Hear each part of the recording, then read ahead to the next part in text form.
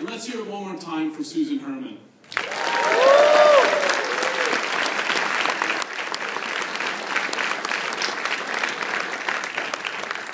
So Gary Johnson served as the 29th governor of New Mexico from 1995 to 2003 as a member of the Republican Party and was the Libertarian Party nominee for President of the United States in the 2012 election.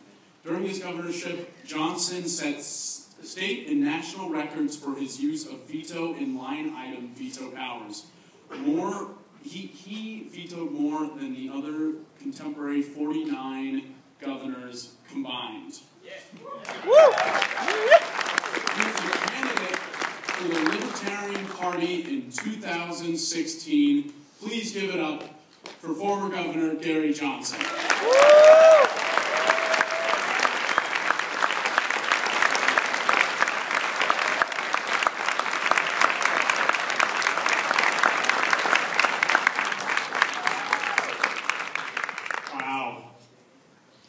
So, liberty and freedom.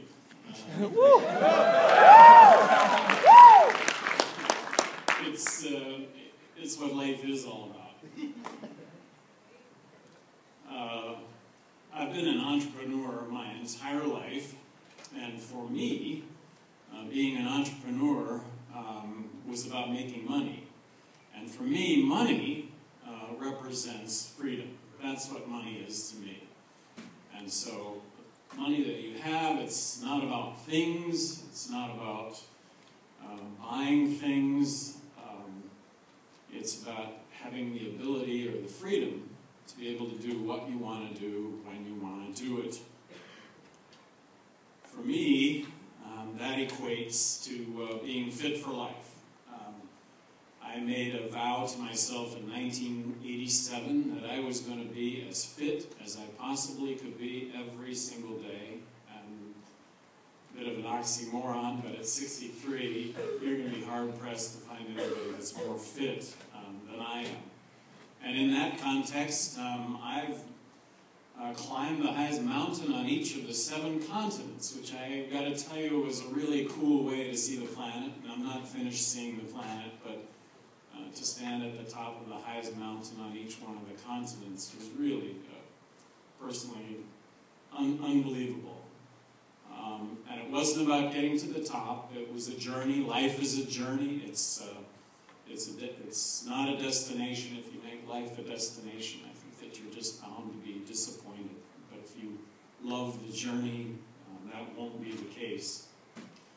Up until a couple of weeks ago, I skied 65 days this season at Taos, which is not by mistake. I built my dream home there, and skiing is one of my passions. Mountain biking is another passion, unless I get elected President of the United States. And you know what? It might be possible this go round, and I'm not presuming to even be the Libertarian nominee, but barring getting elected President of the United States, the following year, I plan to ride the Divide, which is a 3,000-mile mountain bike ride, actual race, unsupported from Banff, Canada to the border of Mexico, New Mexico, Antelope Wells on the Continental Divide. I'm looking forward to that. So I'm going to give you all some advice here today. And my advice is worth exactly what you're paying for it, which is nothing.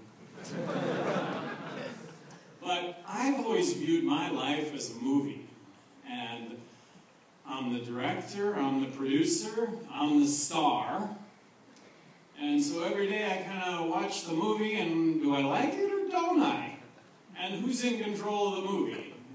And I'm hoping you're making the connection here that your life is a movie. You're the producer, you're the director, you're the star. Do you like what you see? And if you don't, we all have the freedom, we all have the liberty to change what it is that's up on that big screen. Whatever it is that you do, I realize you're going to school, I realize you're young people, but you're at a point in life where you're making decisions about the future. whatever it is that you do, apply it entrepreneurially. The rewards are 100-fold. The work is probably equates to the work doesn't end up to be 100-fold by any means, but it is a lot more work, but the rewards are so much greater.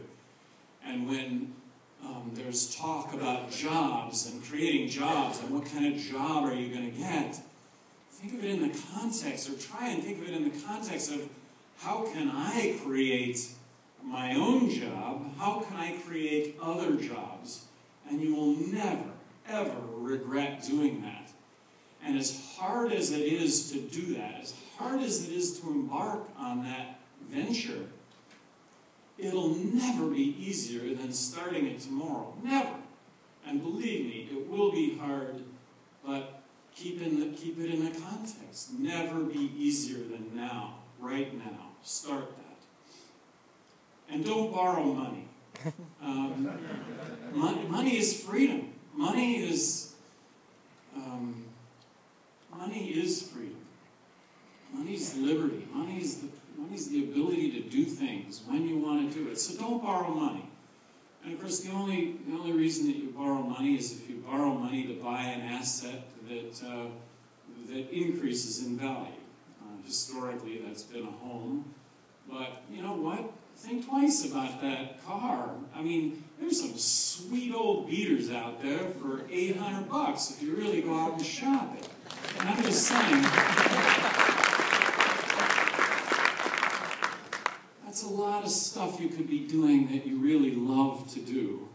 And that's what we need to find out in our lives, is what is it that you love to do? And get as much of it as you possibly can.